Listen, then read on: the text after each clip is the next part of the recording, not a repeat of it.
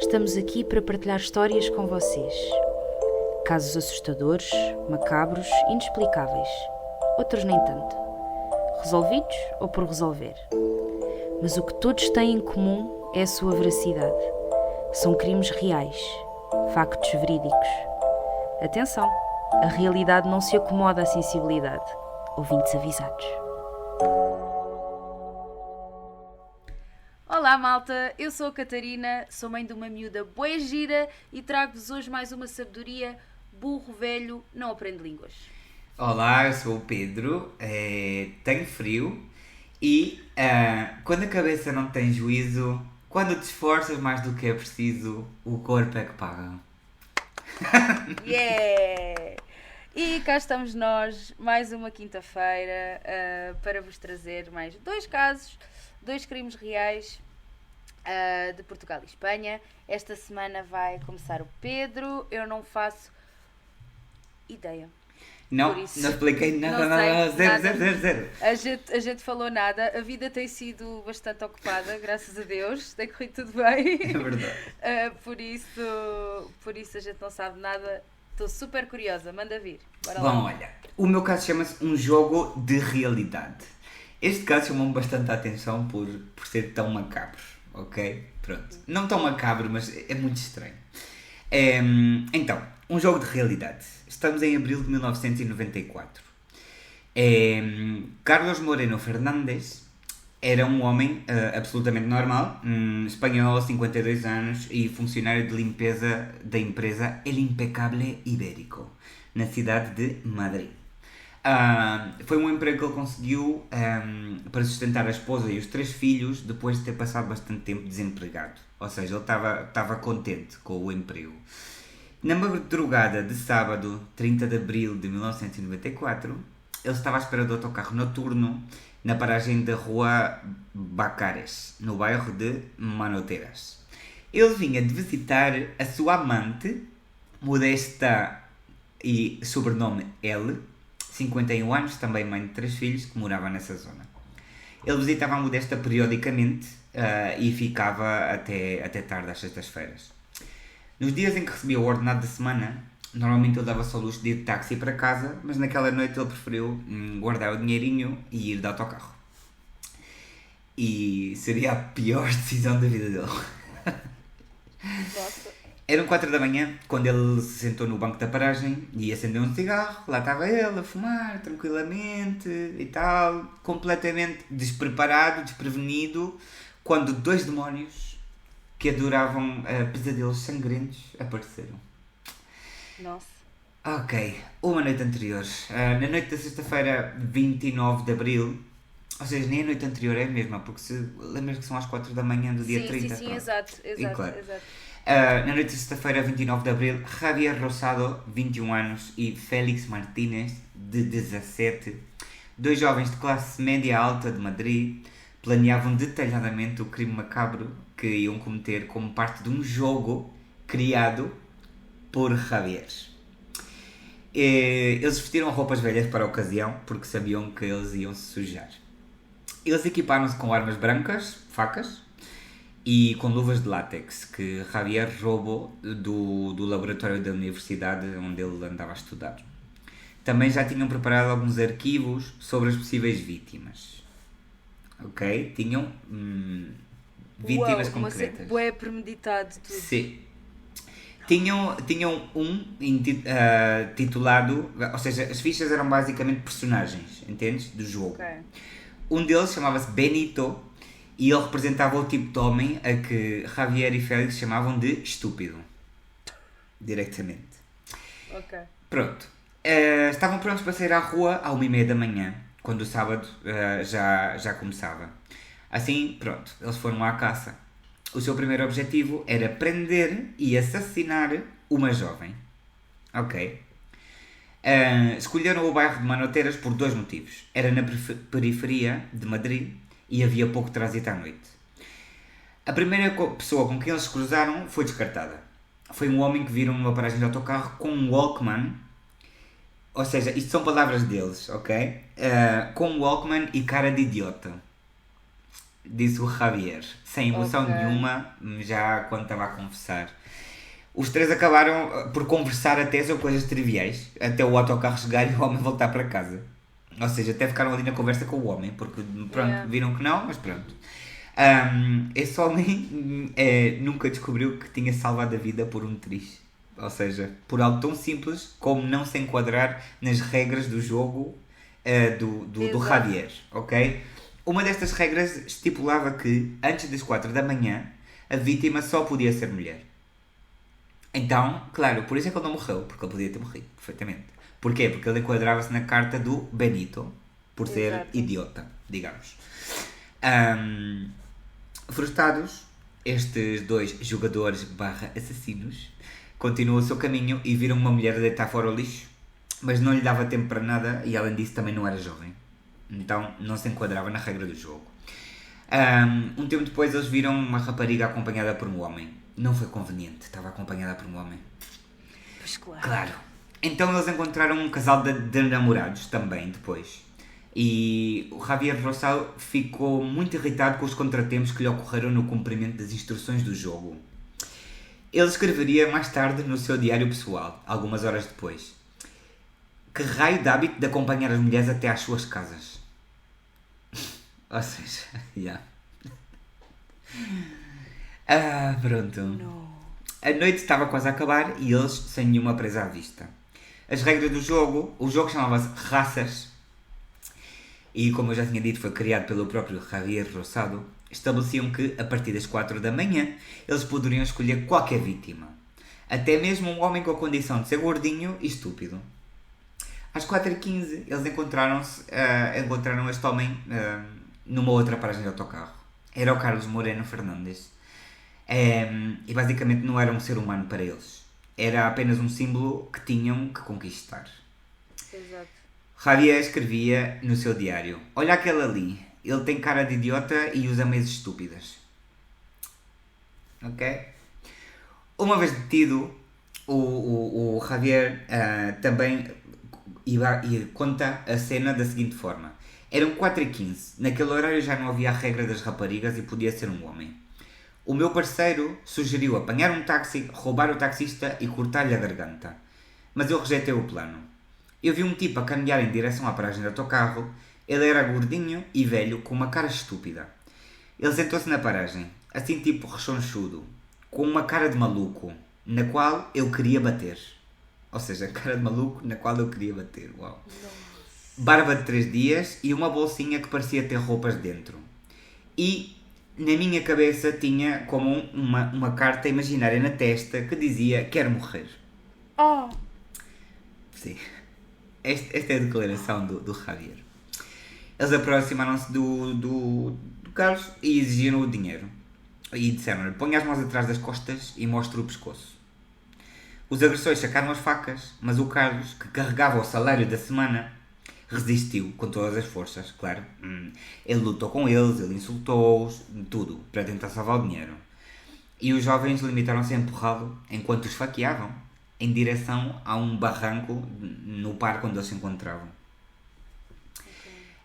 Em determinado momento da luta, Carlos Moreno mordeu o dedo do Javier com tanta força que parte da luva de látex ficou na sua boca após a morte.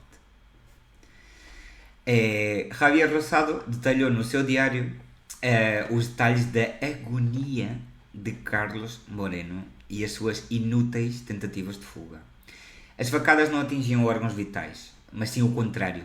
Ou seja, porque o objetivo deles dois era que a vítima morresse lentamente e com grande sofrimento. Então o objetivo não era matar, era basicamente esfaqueá-lo onde fosse, que ele não morresse para ele. Pronto. O Carlos lutou pela sua vida durante 20 minutos e morreu tal e qual como eles tinham planeado. Ao terminarem a tarefa, eles ficaram tipo, yes, uau! E acreditavam ter cometido o crime perfeito e realizado realmente a ideia que eles tinham para o seu fim recreativo do jogo Raças. Eles estavam a dar as felicidades um ao outro e voltaram para casa em paz.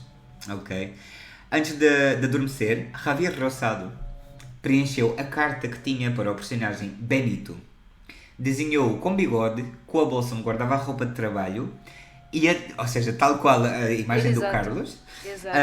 E ainda deu nota às suas qualidades. Força, 8. Poder, 6. Carisma, 4. Inteligência, 6. Tamanho, 15. Vontade, 16.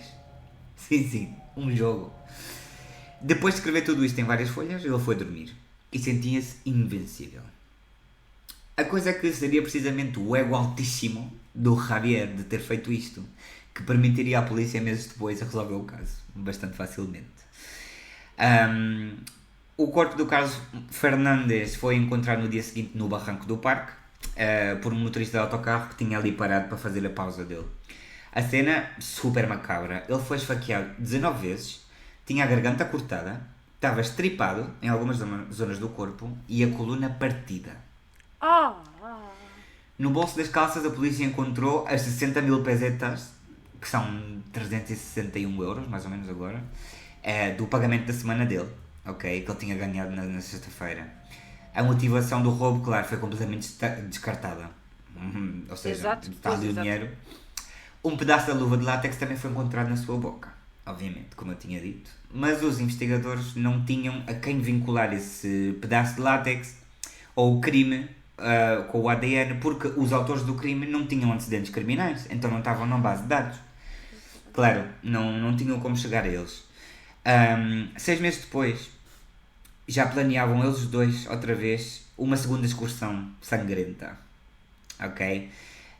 Javier foi muito vaidoso e gabou-se a outros amigos de 17 anos, Jacobo, Javier e Enrique, com quem também jogavam ao raças, sobre o primeiro crime. Ok? E ele gabou-se tanto Gabou-se. claro, para querer convencê-los e envolvê-los no próximo assassinato. Do tipo, foi tão perfeito, foi tão bom que ninguém me descobriu, a gente pode sair por aí a matar uma Vamos beca. Todos juntos. Vamos todos. Claro, um deles, o Henrique, ficou muito assustado e acabou por confessar o que ouviu ao padre da paróquia do bairro. E contou-lhe que o Javier e o Félix gabavam-se de terem matado aquele homem que saía nas notícias, chamado Carlos Exato. Moreno. O padre entrou em estado de alerta e recomendou que o Henrique contasse tudo imediatamente ao seu pai. O pai ouviu o que o Henrique tinha a dizer e foi diretamente à polícia relatar tudo o que tinha ouvido. Então, se não fosse pelo Henrique, a verdade talvez nunca tivesse sido descoberta, realmente. Foi um crime bastante perfeito. A polícia acabou por prender Javier e Félix no mesmo dia em que eles já planeavam sair à rua a buscar a sua segunda presa. Eles já tinham até comprado as luvas de látex. Eles foram presos e levados à justiça diretamente. Também foi feito um mandado de busca para revisar as suas casas. Segundo a polícia, entrar no quarto do Javier Rosado trouxe-lhes uma surpresa terrível. O jovem tinha uma biblioteca completa de terror. Mais de 3.000 livros sobre todos os temas possíveis, desde manuais de ocultismo, obras do Marquês de Sade e de Adolf Hitler, até revistas com temas paranormais, e também tinha muitos manuais de RPG, os jogos de rol. A polícia também encontrou 15 facas. Era um quarto muito sinistro, onde dormia o Javier. Espera, o Javier era o de 21 anos. Sim. Ok. O mais velho. Mesmo assim, era novo. Tipo, Ou seja, felizmente, Rosado e Martínez deixaram muitas provas. Ou seja, que já quando foi possível estabelecer o ADN era mais O fácil ADN, encontrá-los, yeah. claro. O rastro da luva na boca do Carlos e o relógio do Félix caiu no local. graças a Deus. Exato. E também, claro, já revistaram o quarto, o diário detalhadíssimo do Javier. Exato. Contava tudo o que eles tinham feito.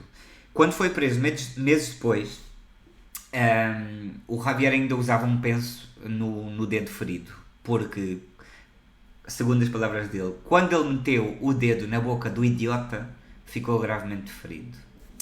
A montanha de provas contra ele não diminuiu a autoestima, e então ele continuava como se estivesse ali super fixe e disse com ironia: meu Deus, não acredito que fiz isso, tenho dúvidas se é verdade ou ficção.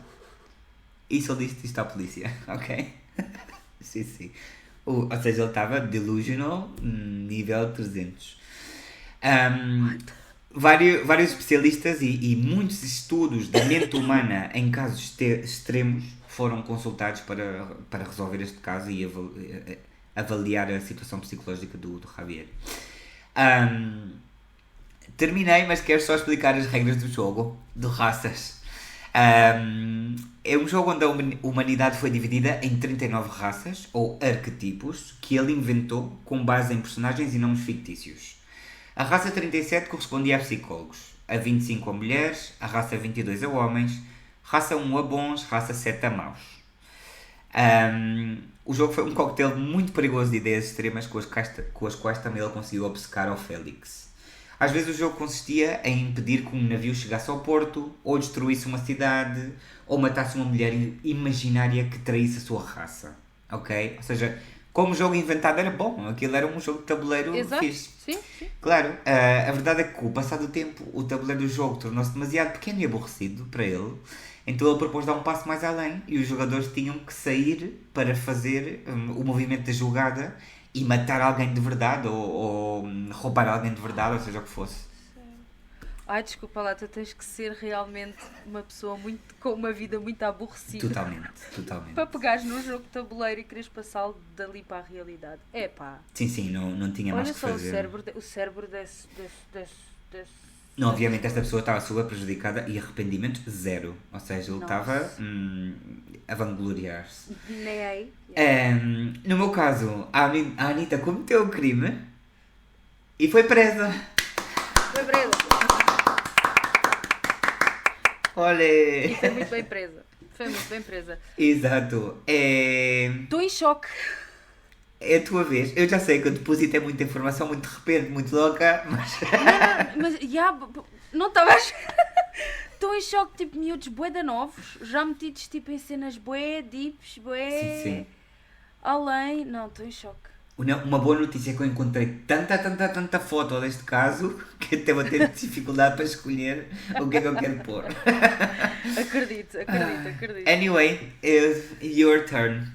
Então, exatamente, agora sou eu. Então, eu vou falar-vos de um caso que aqui em Portugal é conhecido como o monstro de Beja, mas que aqui para o nosso pequeno podcast eu decidi chamar um avô ou um pai.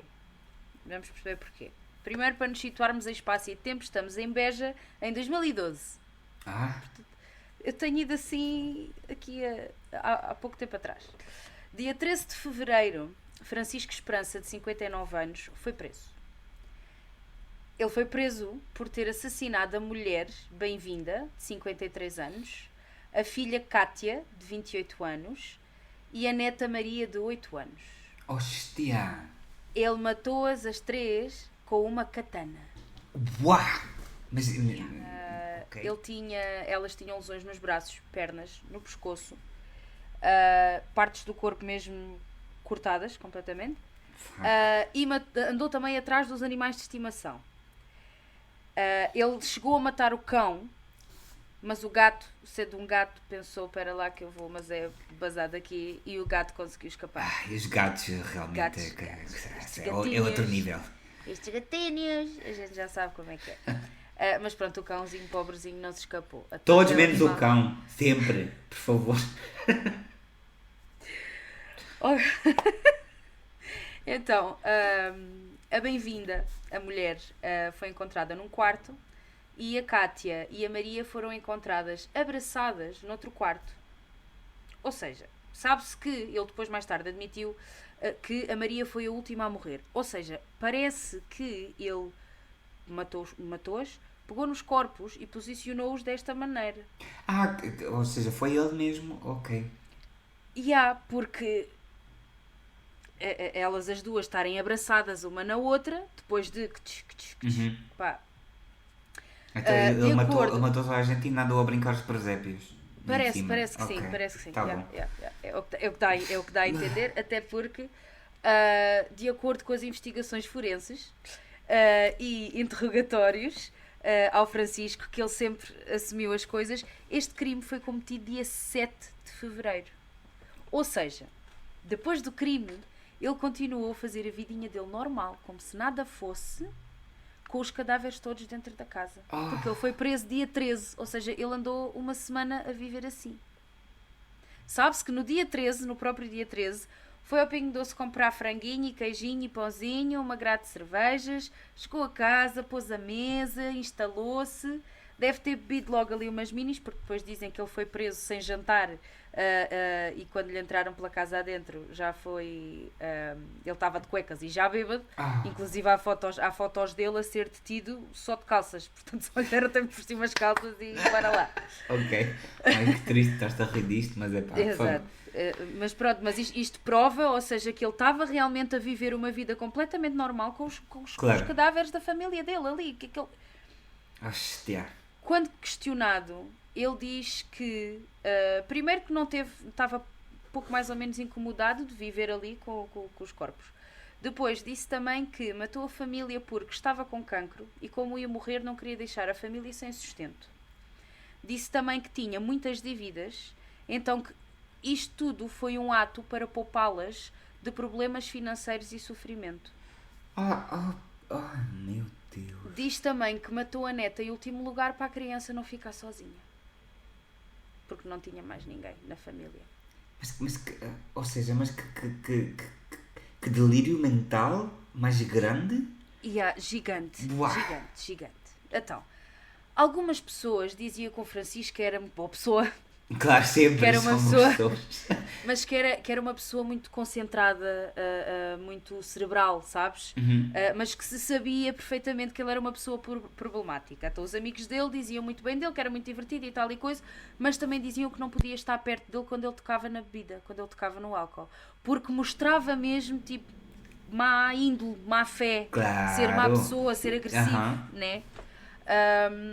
Então, isto era uma família que era muito comentada porque havia muitos problemas, havia muitos segredos, dívidas, mentiras, houve inclusive desfalque. Uau. E quando falo de desfalque, ele era ex-banqueiro, Banqueiro. whatever. Sim. Exato. E desfalcou cerca de 700 e tal mil contos ainda. E depois há aqui duas versões, que é cumpriu pena, nunca devolveu o dinheiro, e depois fala-se também que andou fugido de uma pena de 5 anos de cadeia por desfalque ao banco onde trabalhava. Andou aqui a fugir de casa em casa com a ajuda da família e dos amigos. Ok, Portanto, ou seja, das que o duas, banco, uma. o banco não é que tivesse acontecido alguma coisa ao banco, senão que ele mesmo fez ali Exato, ou seja, Ok. ele trabalhava lá e arranjou maneira de, espera aí, deixa-me tirar aqui uns trocos para mim, pronto. Ou seja, há aqui das duas uma, ou há aqui duas versões do mesmo crime, ou há aqui dois crimes. Ou há dois crimes, exato. Fiquei exato. aqui sem perceber bem, mas pronto, é relativo para aquilo que a gente está aqui a conversar, porque ele é má pessoa de qualquer das maneiras, portanto. Voltando aqui um bocadinho atrás, em 2011, a Kátia, a filha dele, tentou suicidar-se. Atirou-se da varanda do primeiro andar e vizinhos que testemunharam e pessoas que conheciam mais ou menos a família, pronto, e que falavam, né, as pessoas que falavam, dizem que ela fez isto em desespero por recusar coisas que o pai queria fazer e ela não queria. Ok. Já vamos lá. A Kátia ficou em mau estado, foi transferida para o Hospital de Lisboa e foi lá que conheceu o namorado, o Pedro. Sempre Pedro. Mas pronto, este Pedro é bom. É uma peça crucial aqui, porque se não fosse ele, ninguém tinha descoberto nada durante muito mais tempo, provavelmente. Claro. Ele achou muito estranho ele não conseguir contactar com a Kátia há imensos dias. Claro, não é? exato. Eles, como se conheceram em Lisboa, ele era de Lisboa, ela era de Beja, então ele foi à polícia de Lisboa e a resposta da polícia de Lisboa foi: se ela não te atende o telefone é porque ela não quer nada contigo. Palminhas para a polícia, né? Mais uma vez, como sempre, a variar. O patriarcado que não exato. morre. Exato. Por favor. Graças a Deus, o Pedro não foi nessa conversa e foi até Beja. Ok. Quando chegou lá, bateu à porta, percebeu que havia gente dentro de casa, mas como ninguém abriu a porta, chamou a PSP de Beja, que quando chegou viu que o Francisco estava lá dentro todo barricado. Mas pronto, depois lá entraram lá dentro e ele entregou-se e não sei o quê. Lá veio o homem de Barricado? Como? barricado do tipo, imagina, metes tipo uma mesa ou um sofá em frente à porta Ok, para não ok, conseguirem ok, entrar. ok. Buguei agora, mas é isso. Mas pronto, o homem lá acabou por se entregar, prenderam o homem, deixaram-no vestir umas calças, prenderam o homem e pronto. Então, segundo investigações, interrogatórios, suposições, suspeitas, o que quiserem, diz-se que o Francisco começou a mudar ligeiramente o seu comportamento quando o Pedro apareceu na vida de Cátia, que se não me engano estavam juntos há mais ou menos 2 anos. Como o rapaz tinha muito boas intenções, gostava mesmo da rapariga, queria casar-se, assumir a criança, fazer família, essas coisas todas, começou a questionar sobre a paternidade da miúda. É assim, eu acho que ele, estando realmente interessado nela, tem que... É uma boa atitude da parte dele, não é? Porque ele precisa de saber que papel é que vai assumir na vida da criança, não é? Só que todo este assunto na família da Maria, da criança, era um tabu. Ninguém falava sobre isto. Nem a Cátia, nem a mãe, nem o pai, ninguém. Ai, olha, eu peço desculpa a quem esteja a ouvir, mas sabes que a minha família toda é do Alentejo, não é? De Beja, incluso. Isto é tão comum ali, tipo, se há um problema não se fala. Exato, Porque tudo é uma vergonha, que não sei o quê. Claro, as gerações mais antigas deduzo, mas... Principalmente naquelas aldeias ali mais cantadas. O teu caso está a ser um déjà vu a cada momento que tu falas. Acredito. Lá está, porque ninguém falava sobre isto. O Pedro acabou por nunca saber nada. Até hoje não se sabe ao certo a paternidade da Maria. Era mesmo um tabu. Completamente. Não se falava sobre isso. Então acredita-se que o verdadeiro motivo do crime do avô não foi as desculpas todas que ele deu, mas sim que não queria que ninguém soubesse a verdade sobre a paternidade da Maria. Ok, estou a atar cabos. Já, estou a atar cabos. Sabe-se ainda que estes crimes que ele cometeu foram completamente premeditados. Portanto, ele, uma semana antes do crime, levou a família de férias à Espanha e a Coimbra. Uns dias antes, foi à escola avisar que a neta ia se ausentar durante uns tempos, esvaziou completamente a conta bancária e tinha bens à venda. Coisas dele à venda. Ou seja, ele estava a planear tudo e depois... Claro, fugir, exatamente. Exatamente. Aquilo que, lá está, eu entendo esta história, que ele sentiu o rabinho apertado quando percebeu que o Pedro estava muito perto de descobrir a verdade e então planeou esta brincadeira toda para depois fugir. E o Pedro, olha, estou-me a cagar para o Pedro, os outros já estão todos mortos, ninguém pode falar, as únicas pessoas que sabem não podem falar, eu vou-me embora. Ai, é psicopata! Exatamente. Pronto. Dia 18 de fevereiro de 2012, o Francisco, já preso, enforcou-se com os lençóis da cela no estabelecimento prisional de Lisboa, para onde foi transferido. Né? É como viver em 1940. A solução para tudo é matar ou suicidar-se. Isto foi em 2012. Mas é que... Parece que... não vou dizer mais. E depois atenção, porque a nossa lei é tipo top. Então, como o Francisco se suicidou, o caso foi arquivado. Claro. Não havia mais suspeitos, não é? Ele já tinha sido apanhado, portanto não interessava o porquê, não interessava mais nada. Os protagonistas desta história já estavam todos presos, então... Claro, todos mortos. Todos mortos, todos presos, creio. Não, exato. Então, portanto, não, vamos ficar por aqui. Ou seja, nunca se vai saber se o Francisco era o avô ou o pai da Maria.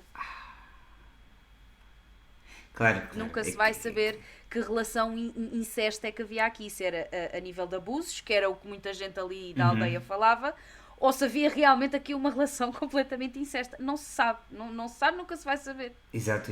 Ou seja, completamente impossível já porque a filha está morta, mas pelo menos saber... Não, mas tudo aponta realmente que a neta era filha. Exato. E até que quando lhe perguntaram diretamente, porque nos interrogatórios perguntaram, não é? Ele baixou a cabeça sem resposta e eles dizem que ele tinha um ar envergonhado, que nos olhos tu vias vergonha, mas baixava a cabeça e recusava-se a falar sobre a paternidade da neta. Hostia. Exato. Hoje em dia, o património deles, portanto a casa, carro, essas coisas assim, o dinheiro que foi apreendido dele, foi tudo deixado aos familiares. Uma loja que era da Bem-vinda, da mulher, que antes era uma loja de lingerie, agora é uma loja de acessórios lá no centro de Beja. A casa que está completamente ao abandono, mas recebe muitas visitas, ou seja, há muita malta que vai para lá do tipo, morreram dentro desta casa, vaza lá entrar. Pronto, a gente sabe como é que é. A gente sabe. O carro do Francisco ficou com o irmão, mas está tipo guardado numa garagem, ou seja, eles ficaram com os bens, mas formalmente ninguém herdou nada e ninguém vai reclamar os bens desta família e ninguém quer absolutamente nada. Portanto, daqui a uns anos isto eventualmente há de expirar também e vai ser tudo do Estado. Há de ficar tudo com o Estado. Pronto. As irmãs da Benedita disseram que tiraram umas roupas, umas mobílias da casa na altura e nunca mais fecharam a casa, deixaram aquilo ali, lá está, que agora é tipo um museu para quem gosta deste tipo de histórias, né? Exato. E pronto, e é isto. Portanto, para finalizar, a minha Anitta cometeu o crime, foi presa e depois matou-se na prisão. Ridícula, meu Deus. Eu não entendo os cérebros destas pessoas. Isto faz uma confusão muito grande na minha cabeça. Como é que conseguem engendrar uma coisa dessas? É que nem sequer é com pessoas que tu não conheces de lado nenhum. Exato. Já é mau, já é péssimo, já é horrível, já não se faz. Mas agora, a tua mulher, a tua filha... Ou seja, Como? Estas mentes realmente são. Ou seja, claro que isso está mais que estudado, mas ainda assim é tipo. É assim, está mais que estudado, mas ainda há muita coisa. Claro, eu acho como que é há a gente muita um dia coisa pode na prevenir superfície, isto? porque o cérebro humano é do caraças. É. Sim. Só. Eu vou deixar aqui pá, não é um spoiler, mas assim uma pista para o meu próximo caso, do próximo vídeo, porque fala de é um caso antigo de uma pessoa, como é que eu vou dizer isto, que congelou a cabeça. A sério? Pronto, exato. Então, próximo episódio a gente já sabe o que é que a Catarina, por onde é que caminhos é que a Catarina vai. Olha, Catarina, eu ou seja, sorry por isto, mas pessoas que escutam, é provável que o próximo capítulo seja tudo sobre cabeças. Amo! Sorry, not sorry. A gente está sempre, exato, sorry, not sorry. A gente está sempre em sintonia, portanto. Totalmente, mas é que não me tinhas contado nada. Nem eu a ti, mas claro, Não, quando acabei mas eu não este, tinha eu já falado nada. estava a buscar outro e eu lembrei-me de um que eu tinha visto há tempo e digo, isto é maravilhoso. Eu lembrei-me agora, eu falei agora, foi tudo agora, tipo, improvisado, não é? Ok. Por causa de uma coisa que tu disseste e eu veio-me esse caso à cabeça e eu, ok, próximo caso, malta. Já está, pois pronto. Eu Spoiler, adoro isto, spoiler not malta. spoiler, a semana que vem já sabem o que é que vos espera. Cabeças.